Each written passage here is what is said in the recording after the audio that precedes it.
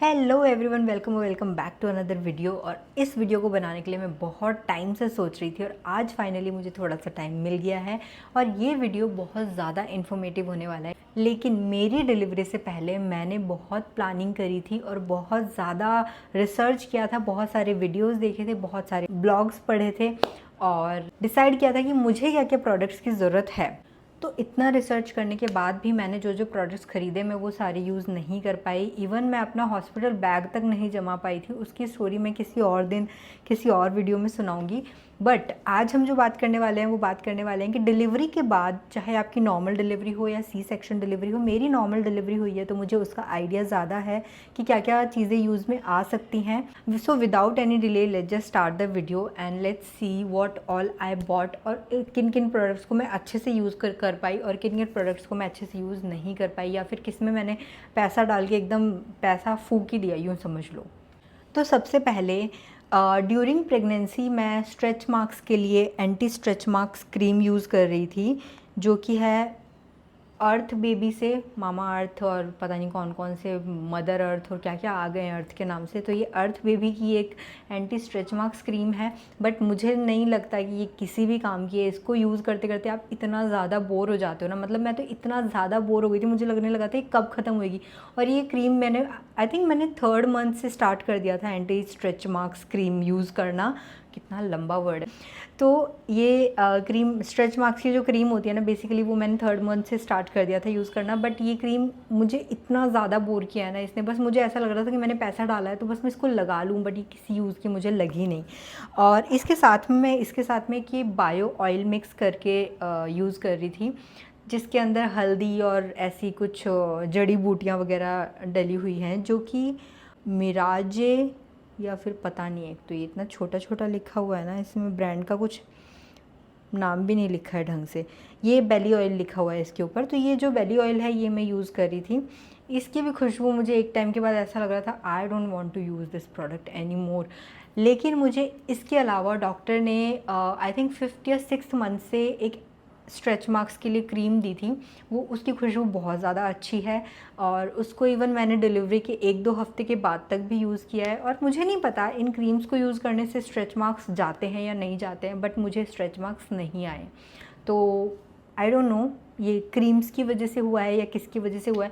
But doctor की दी हुई cream जो थी वो बहुत ज़्यादा अच्छी थी। मैं इनको रिकमेंड नहीं करूँगी बिकॉज़ आप एक टाइम के बाद बोर हो जाते हो उन सब चीज़ों से। एंड इसके अलावा सबसे बेस्ट है आप कोकोनट ऑयल यूज़ करें, क्योंकि कोकोनट ऑयल से कुछ भी मार्क होता है ना, कुछ भी निशान भी पड़ता है, जलने का भी निशान पड़ता है ना, वो भी ठीक हो जाता है। तो ये तो स्ट्रेच मार्क्स है, आई थिंक वो सबसे बेस्ट है।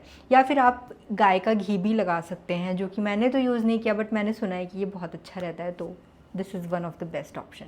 इनिशियली मुझे ये प्रोडक्ट्स अच्छे लगे थे बट बाद में मैं बोर हो गई थी। मुझे लग रहा था कि कब ख़त्म होंगे, तो मैं ज़्यादा यूज़ करती थी। बट ये 9 महीने तो चले, साथ में उसके बाद भी चले और अभी भी बचे हुए हैं, तो मैं अब इसको फेंकने ही वाली हूँ। इसके बाद जो सबसे इम्पॉर्टेंट प्रोडक्ट आता है ना, वो आता है मैटरनिटी पैड्स या फिर normal pads. Because mostly delivery के बाद आपको ब्लीडिंग स्टार्ट हो जाती है या फिर पीरियड स्टार्ट हो जाते हैं, कई बार नहीं भी होते हैं, but you have to be prepared for the situation.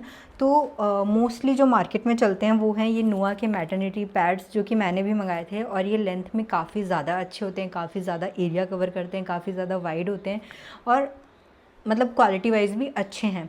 तो मैंने ये यूज़ किए थे। और अगर हैवी ब्लीडिंग होती है तो आप फॉर श्योर इसको यूज़ कर सकते हैं।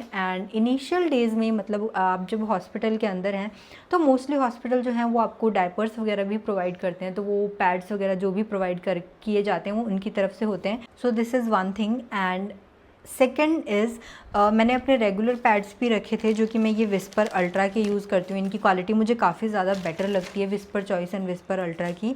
तो ये भी मैंने एक ऑप्शन में रखे थे कि बाय द वे, क्योंकि ये मैटरनिटी पैड्स तो काफ़ी ज़्यादा एक्सपेंसिव आते हैं, तो मैंने सोचा कि नहीं, एक नॉर्मल पैड का पैकेट तो चाहिए ही चाहिए। तो ये मेरे पास ऑलरेडी पड़ा हुआ था तो मुझे ख़रीदना नहीं पड़ा। बट हाँ, this is one more good option जो कि आप रख सकते हैं। नेक्स्ट प्रोडक्ट जो मैंने अपनी लिस्ट में रखा था वो था ये नुआ की मैटरनिटी पैंटीज़, जो कि यूज़ एंड थ्रो हैं। एंड ये मैंने 2 पैकेट्स मंगवाए थे जो कि मैंने यूज़ कर लिए। और जब 3rd पैकेट मंगवाने की बारी आई ना, तो मैंने ब्लिंकिट किया बट वहाँ पर ये अवेलेबल नहीं था। ये एक्सेल साइज़ मैंने मंगवाया था। एंड विस्पर की पैंटीज़, मैटरनिटी पैंटीज़ वहाँ पे अवेलेबल थी, जो कि अगेन यूज़ एंड थ्रो, मतलब सिमिलर टू दिस, इसका सब्सटीट्यूट ही था वो प्रोडक्ट। तो मैं बहुत कंफ्यूज थी कि मैं वो प्रोडक्ट मंगवाऊँ या नहीं मंगवाऊँ, बिकॉज़ वो उसका इतना ज़्यादा नाम नहीं सुना था मैंने। मतलब मोस्टली जो लोग थे वो नुआ ही प्रेफर कर रहे थे, तो मैंने फ़र्स्ट नुआ मंगवाया अपनी तरफ से। लेकिन जब मुझे ब्लिंकिट पर ये नुआ की पैंटीज़ अवेलेबल नहीं हुई, तो मैंने विस्पर की यूज़ एंड थ्रो वाली पैंटीज़ मंगवाई, एंड टू माई सरप्राइज़ वो इतनी ज़्यादा अच्छी आई ना क्वालिटी में, मतलब वो अभी मेरे पास अवेलेबल नहीं है। लेकिन अगर आप इसको नुआ की पैंटीज़ को और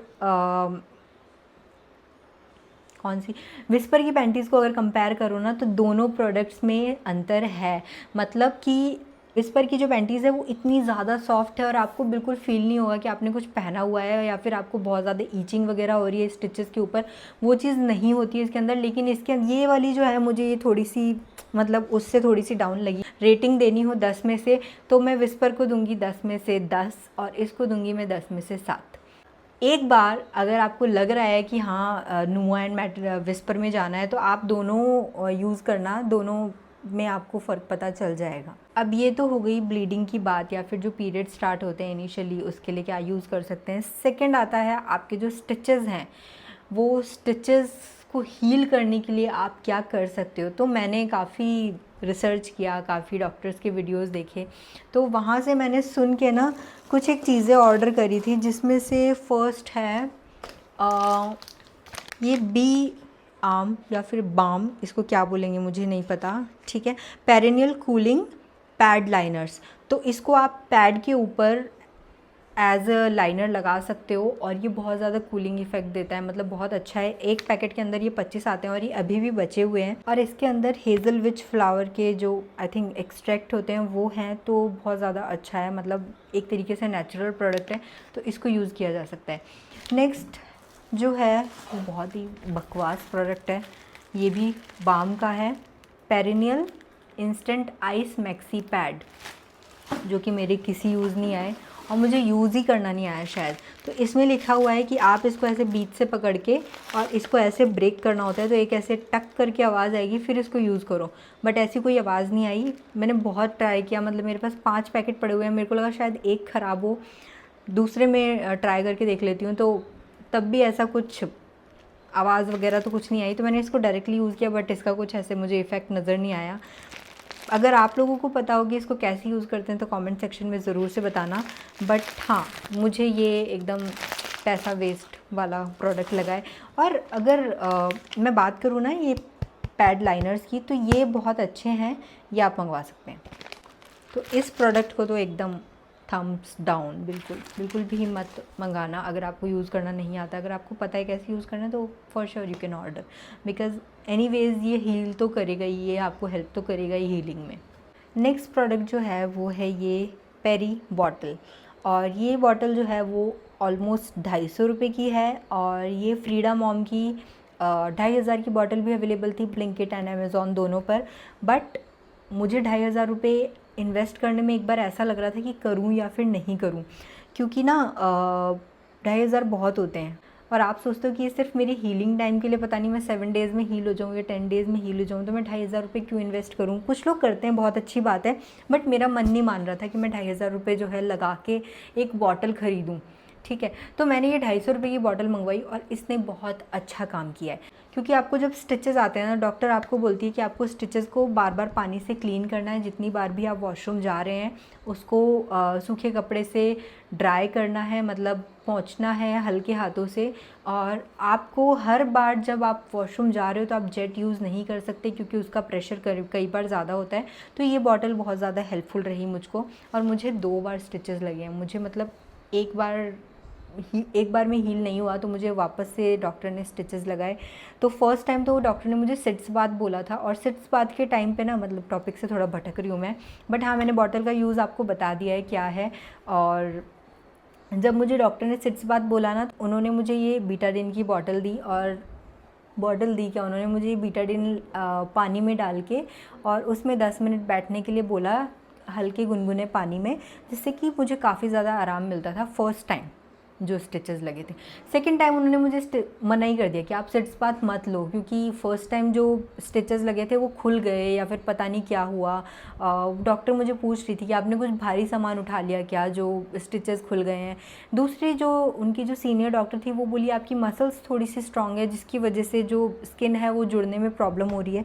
तो ये प्रॉब्लम हुई और ये बीटाडिन जो है वो बहुत ज़्यादा हेल्पफुल रही मुझे उस वक्त जब सिट्सपाथ करनी थी। सेकंड, जब मुझे सिट्सपाथ के लिए मना किया ना, उसके बाद डॉक्टर ने मुझे बोला कि इस पेरी बॉटल से या फिर आप नॉर्मली भी गुनगुने पानी से बीटाडिन मिक्स करके वॉश कर सकते हो। इसके अलावा उन्होंने मुझे बोला था कि सेवलॉन भी आप यूज़ कर सकते हो। तो ये सेवलॉन की बॉटल जो है वो इतनी बड़ी थी और ये अभी इतनी सी बची हुई है, तो सेवलॉन भी वॉश करने के लिए आप यूज़ में ले सकते हैं। एंड बीटाडिन तो फॉर श्योर डॉक्टर सजेस्ट करते हैं इनिशियली, बिकॉज जो वुंड होता है उसके ऊपर आपको उसको हील करने के लिए ये ज़रूरी होता है। नेक्स्ट प्रोडक्ट जो आता है दैट इज़ दिस ग्लव्स, क्योंकि आप जब स्टिचेस के ऊपर बीटाडिन लगाते हो या फिर कोई और दवाई लगाते हो तो आपको ग्लव्स की ज़रूरत पड़ सकती है, या फिर अगर कोई और आपको लगा रहा है तो फॉर श्योर ग्लव्स की ज़रूरत पड़ेगी। तो ये ग्लव्स का एक पैकेट मैंने ख़रीदा था। मैंने क्या ख़रीदा था, मतलब ख़रीदना पड़ा था। The next product is this maternity belt, क्योंकि आप डिलीवरी के बाद आपका जो पेट है ना वो इतना ज़्यादा लूज़ हो जाता है और पेट में कुछ रहता नहीं है चारों तरफ। तो आप जिस साइड में मुड़ोगे, आप चलोगे भी ना तो पेट हिलता है, या फिर अगर आप टर्न लेके लेटे हो तो वो पेट जो है पूरा का पूरा एक साइड में चला जाएगा। तो फॉर श्योर आपको सपोर्ट की ज़रूरत पड़ती है इनिशियली। तो मैंने ये बेल्ट ख़रीदी थी जो मैंने कुछ एक दिन लगाई, उसके बाद में मैंने यूज़ नहीं की है। अभी मुझे थोड़ा सा ना टेल बोन में पेन होता है कभी कभी, तो उस वक्त मैं इस बेल्ट को यूज़ करती हूँ काम करते टाइम, क्योंकि डॉक्टर ने बोला है कि 9 महीने में आपकी बॉडी जो है वो टाइम लेती है चेंज होने के लिए। तो डिलीवरी के बाद भी आपकी बॉडी वापस से मतलब पहले जैसी हो उसमें भी टाइम लगता है। तो फॉर श्योर ये बेल्ट की ज़रूरत पड़ सकती है। नेक्स्ट प्रोडक्ट जो है वो है ये बम्प टू क्रेडल का ब्रेस्ट पंप। ब्रेस्ट पंप इसलिए इम्पॉर्टेंट होता है क्योंकि आपको नहीं पता डिलीवरी के बाद मतलब बच्चे को दूध पिला पाएंगे या फिर नहीं पिला पाएंगे इजीली, क्योंकि हमें नहीं पता होता कि बेबी लैच कर पाएगा या फिर आपकी क्या सिचुएशन रहेगी, आप अपने बेबी को फीड कर पाओगे इजीली या फिर नहीं कर पाओगे। तो एक ब्रेस्ट पंप तो ख़रीदना ज़रूरी है, बट मैं ये ब्रेस्ट पंप ख़रीदने के लिए आपको सजेस्ट नहीं करूँगी, बिकॉज़ इसकी बैटरी जो है वो बहुत जल्दी ड्रेन आउट होती है और आप मैं तो हाफ़ एन आवर यूज़ करती थी और इसकी बैटरी गायब हो जाती थी। तो अभी तो मैं इसको बिल्कुल भी यूज़ नहीं कर रही हूँ, तो आई वोंट सजेस्ट दिस। तो एक अच्छा सा ब्रेस्ट पंप लेना बहुत ज़रूरी है अगर आप प्लान कर रहे हैं तो, बट मैं बम्प टू क्रेडल का ये वाला ब्रेस्ट पंप सजेस्ट नहीं करूँगी। तो ये थी कुछ प्रोडक्ट्स की लिस्ट जो कि मैंने यूज़ किए और मुझे कितने काम आए वो मैंने आपको बताया।